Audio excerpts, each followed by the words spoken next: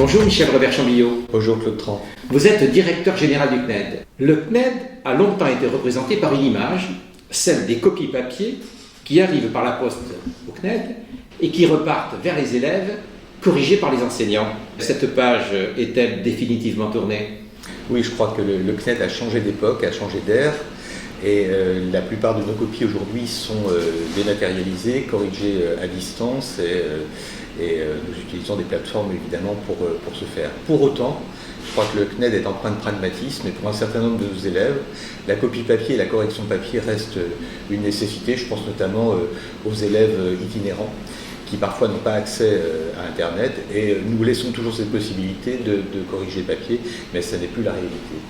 Alors, vous avez signé le 4 avril dernier avec Jean-Michel Blanquer et Frédérique Vidal, les deux ministres de l'Éducation nationale d'une part et de l'enseignement supérieur, le contrat d'objectifs et de performance qui définit la stratégie du CNED pour la période 2019-2022.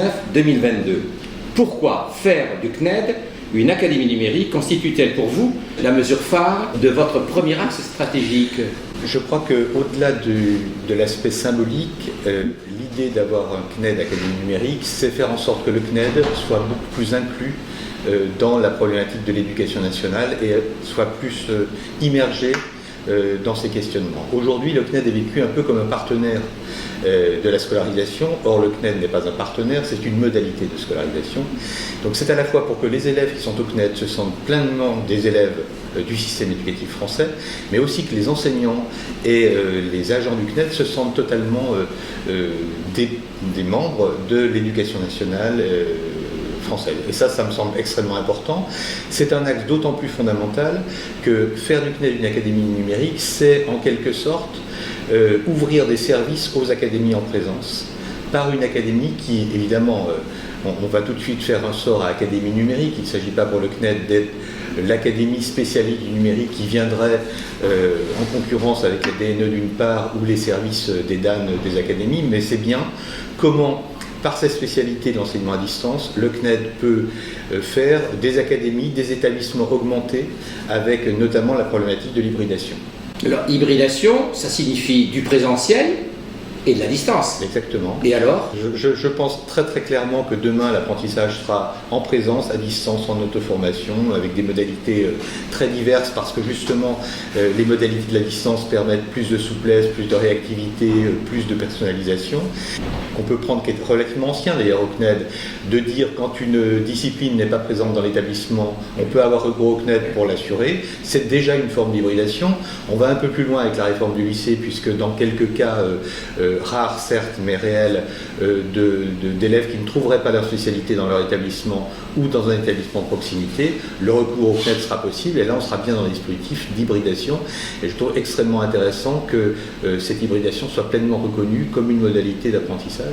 C'est aussi la suite de l'entrée de tous les BTS du CNED dans Parcoursup l'année dernière, puisqu'on a eu 1000 étudiants qui ont fait le choix de la distance. Donc la distance n'est plus un choix par défaut, c'est un choix volontaire d'une modalité d'apprentissage qui certes demande beaucoup de motivation et beaucoup d'engagement, mais qui est de même dignité et de même droit qu'une formation en présence. Alors l'établissement, vous dites, doit aussi s'inscrire dans les usages du web social. Apprendre à l'ère du numérique n'est pas apprendre seul, mais apprendre avec les autres. Eh bien, je crois que le grand défi du CNED, c'est de faire en sorte que la distance soit une nouvelle forme de proximité.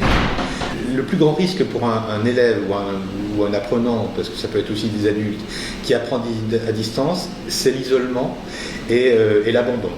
Et on en reparlera tout à l'heure, la question du décrochage est fondamentale dans l'enseignement à distance parce que c'est une préoccupation de tous les jours. La deuxième préoccupation, c'est comment faire en sorte de créer des communautés d'apprentissage pour des élèves qui sont isolés.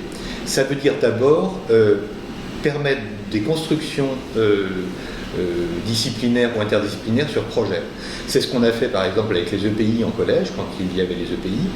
On a réussi à faire travailler des élèves qui étaient disséminés dans tout le territoire national, voire à l'international, sur un même projet, avec des professeurs qui eux aussi étaient répartis sur le territoire. Donc je crois que ces nouvelles modalités de travail en commun, ce que nous permet le Web 2.0, très, très clairement, c'est véritablement une opportunité pour rompre l'isolement des élèves.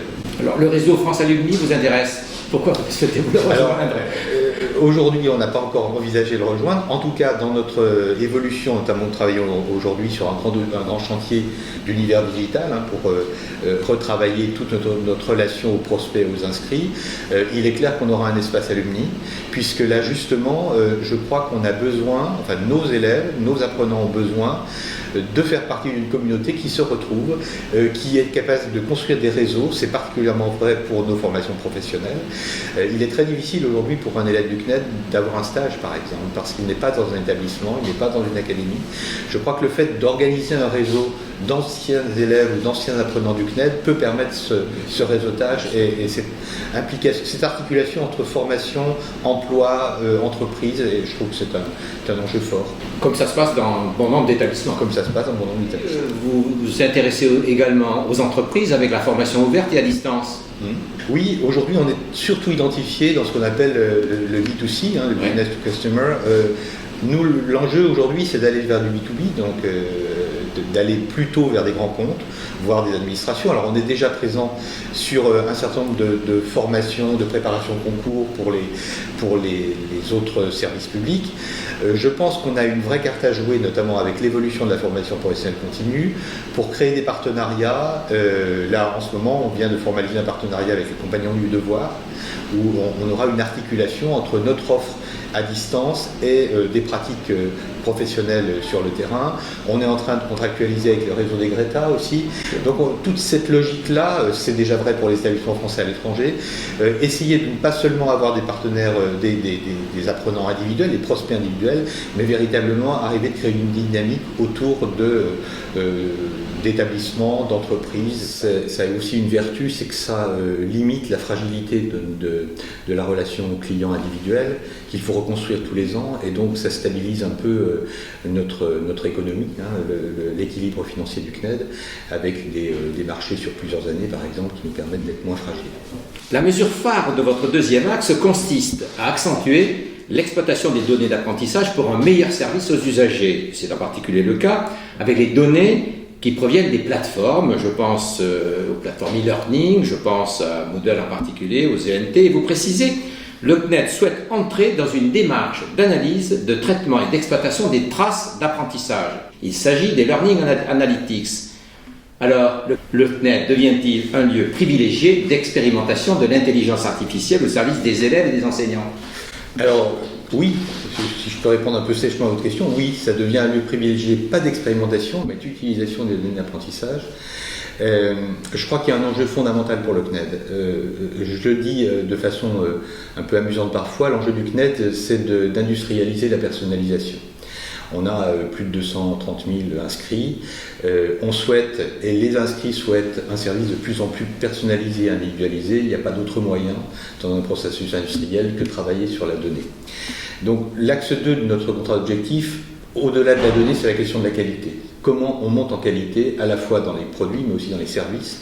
Et je crois que l'offre servicielle est presque plus importante que l'offre de contenu aujourd'hui. Si on veut véritablement améliorer le service aux usagers, il faut qu'on se pose la question de l'intelligence artificielle. Comment l'intelligence artificielle peut nous aider à être plus performants. Alors à la fois dans un meilleur service rendu à l'usager, mais aussi dans une problématique de bien-être au travail pour les salariés du CNED. Comment finalement l'intelligence artificielle peut nous alléger de tâches qui n'ont pas grand intérêt, pour nous permettre aux agents de se recentrer sur les activités à forte valeur ajoutée. Alors, ces activités qui sont à moins forte valeur ajoutée, est-ce que vous en avez quelques exemples? Je peux vous donner un petit peu les pistes que j'ai souhaité initier au CNED depuis 2 ans et demi sur la question des données, puisqu'on ne peut pas parler d'intelligence artificielle sans données, c'est le moteur et le carburant. Alors les données, déjà, préciser que les données au CNED, c'est une question fortement éthique et responsable. Je crois que c'est la façon dont chacun doit aborder la question de l'IA et des données. C'est encore plus vrai quand on est établissement de l'éducation nationale. Donc le cadre RGPD, évidemment, ça c'est l'incontournable, même s'il est contraignant. Il garantit, ce cadre RGPD, une utilisation propre et responsable des données et garantit à chacun que ces données sont utilisées intelligemment. La question du CNED n'est pas la quantité de données. La question, c'est la qualité. Donc le premier travail au CNED depuis 2 ans et demi, c'est de dire, faisons un inventaire des données dont on dispose, qualifions-les, regardons celles qui sont fiables et décidons de ce qu'on veut en faire. Si on parle de données personnelles au CNED, moi, il y a en gros 4 axes qui me semblent importants. Utiliser les données dans un souci de description pour alerter. C'est toute la question du repérage des signaux faibles du décrochage.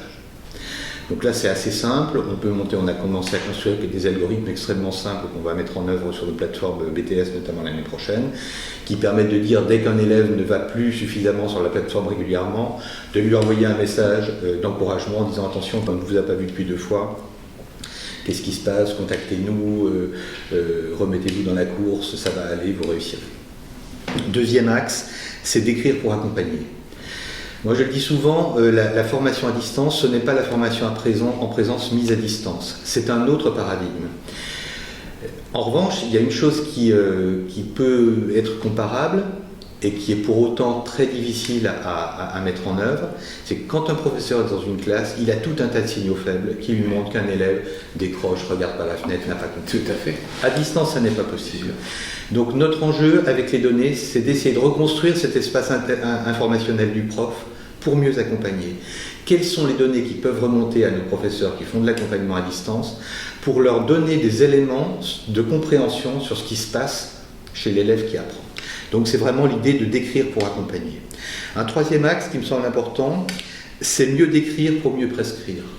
C'est-à-dire comment peut-on mieux comprendre les mécanismes d'apprentissage de chaque élève pour lui proposer soit des renforcements, soit des remédiations. Quatrième axe qui me semble aussi, alors qui est totalement en friche, c'est qualifier les données pour évaluer. Oui. Et c'est se dire, est-ce que, en dehors, puisqu'aujourd'hui, je dirais, la mesure de la réussite des élèves au CNED, c'est essentiellement le devoir. Or, on a la chance aujourd'hui d'avoir des élèves qui sont tous sur des plateformes, vous l'avez rappelé il y a un instant, donc ils laissent tous des traces. Est-ce que ces traces peuvent être des éléments d'appréciation de la construction des compétences des élèves? C'est un chantier immense, mais je pense qu'on ne pourra réussir la transformation du CNED et la montée en qualité du CNED que par ces 4 axes de travail. Donc on est là-dessus. Pour ce faire, on finance une doctorante du lauréat de Nancy-Metz. Donc vous êtes en relation avec un laboratoire de recherche? Tout à fait, on a embauché en fait un doctorant, on finance sa thèse. Qui travaille dans quelle équipe? Kiwi? Alors, qui travaille dans le laboratoire de Anne Boyer, et à qui on a demandé véritablement la thèse porte essentiellement sur la question des données et des traces d'apprentissage dans une situation d'enseignement à distance. Et l'objet de cette thèse, c'est véritablement de produire des algorithmes pour le CNED qu'il pourra utiliser très rapidement pour améliorer très vite son fonctionnement. Donc c'est un petit peu une recherche-action, en quelque sorte. Bien sûr, mais une thèse, c'est minimum 3 ans. 3, oui, 4 ans. mais on a demandé justement dans la thèse qu'il y ait des productions d'algorithmes bien avant la fin de la thèse. Alors ça, c'est la question des données personnelles, alors, avec toutes les garanties qu'on essaie de prendre, puisque l'idée, c'est véritablement les données et l'IA au service de l'humain. Des données personnelles anonymisables. Alors, dans ce cas-là, quand on veut aider un élève, évidemment, on est obligé d'aller sur sa donnée personnelle. Bien sûr. En revanche, au CNED, on a aussi du big data. Ouais. Et que fait-on de ce big data? Alors, il faut expliquer. Le big data, c'est la masse de données totalement anonymisée qu'on a au CNED. Je donne 2 exemples. On a cette masse-là sur Décolle. Décolle est un dispositif d'aide des élèves qui, pour la 6e, qui n'ont pas acquis l'ensemble des compétences de l'école primaire et qui souhaitent renforcer leurs compétences en mathématiques et en français. Aujourd'hui, on est capable de dire, et ça peut être un outil de pilotage intéressant du système, quelles sont les notions de mathématiques de 6e qui ne sont pas comprises par les élèves. Et là, on n'a pas besoin de personnaliser les données, uniquement de la donnée anonyme nous permet de remonter ces informations. On peut savoir quelles sont les questions les plus fréquemment posées en mathématiques 6e sur tel point du programme. Et donc ces données-là, ouvertes vers qui? Ouvertes plutôt vers le ministère et vers les administrations publiques, puisque nous sommes un établissement public. Il ne s'agit pas de vendre les données du CNED. En revanche, je pense qu'il y a un travail assez intéressant qui pourrait être fait avec la recherche sur ces datas d'apprentissage ou ces datas qui portent sur des éléments de programme pour avoir des éléments d'éclairage des programmes, des notions. Et on a la même chose avec Jules, le compagnon virtuel qu'on vient d'ouvrir, qui va s'intéresser dès septembre au programme de mathématiques, français, histoire-géographie de tout le collège. Et là aussi, on va avoir, là on ne traite pas du tout de la donnée personnelle, on traite uniquement de la donnée anonymisée. Et là, on a un paquet de données qui serait vraiment intéressant d'exploiter. Donc cette question du big data, elle est aussi présente au CNED. Troisième aspect de l'IA au CNED, c'est pas seulement les apprenants ou le big data pour un pilotage du système, ce sont les agents même du CNED. Est-ce que l'IA, et je le disais tout à l'heure, peut nous permettre de nous dégager de tâches à faible valeur ajoutée pour nous recentrer sur des tâches à forte valeur ajoutée. L'exemple des professeurs qui pourraient se recentrer effectivement sur un accompagnement humain plus fort parce qu'ils pourraient récupérer automatiquement de la donnée des plateformes, c'est un aspect des choses. Mais je pense par exemple à notre centre de relations clients. Aujourd'hui, il est tout à fait possible en intelligence artificielle de capter du discours à la volée et de pouvoir avoir des propositions de réponse quasi automatisées pour recentrer nos agents sur un accompagnement beaucoup plus fort et beaucoup plus humain, notamment à l'orientation de nos apprenants et de nos élèves. Donc voilà, alors ce champ-là n'est pas du tout travaillé pour l'instant, mais c'est une piste qu'il faut travailler aussi. En d'autres termes, votre préoccupation qualité UX design est aussi au cœur de votre démarche. Tout à fait. La question du UX design, elle est vraie surtout pour nos apprenants aujourd'hui, puisqu'on essaie d'avoir des panel tests systématiques. C'est assez simple pour des projets comme le compagnon virtuel, parce qu'on a eu le temps de tester. C'est vrai aussi pour la plateforme de continuité pédagogique qu'on va ouvrir en septembre pour résoudre la difficile question des absences de courte durée. Là, on peut faire du panel test, on l'a fait sur l'Académie de Lyon avec cette plateforme de remplacement, on l'a fait avec des élèves et des étudiants sur Jules. C'est beaucoup plus compliqué dans le cadre d'une réforme puisqu'on n'a pas le temps de tester. Donc l'idée, c'est, dès qu'on a livré la V1, on travaille sur la V2 avec le retour utilisateur. Donc voilà, c'est un travail de longue haleine, mais on va y arriver. Alors, les personnels du CNED, oui. Qui voient arriver ce projet, qui vont s'y investir, n'y a-t-il pas besoin de formation, n'y a-t-il pas besoin d'échanges, de discussions, comment cela va-t-il être? Alors déjà, le contrat d'objectif et de performance a été élaboré avec eux, avec l'ensemble des cadres intermédiaires du CNED, donc avec des groupes de travail importants. Ça a été un travail qui a duré pendant 1 an. Donc quand le COP a été rédigé dans sa phase finale, ce n'était pas une découverte pour les agents. Il y a eu un travail énorme d'accompagnement aussi de ce contrat d'objectif. Je suis bien conscient aussi que l'enjeu, il est maintenant dans notre force de conviction pour permettre aux agents d'adhérer et pour leur montrer aussi la plus-value de ce qui va arriver. Je veux dire, la résistance au changement, elle est surtout nourrie de peur et de crainte. Et que les médias font circuler de toute façon. Parfois, donc il y a une acculturation à mettre en œuvre. Oui, alors ça c'est clair qu'il y a une acculturation. Il y a aussi amener à une prise de conscience de ce qui se passe au CNED n'est que le reflet de ce qui se passe à l'extérieur. Nous sommes tous des utilisateurs du numérique à l'extérieur, nous sommes tous les premiers à tester lorsqu'une plateforme ne répond pas.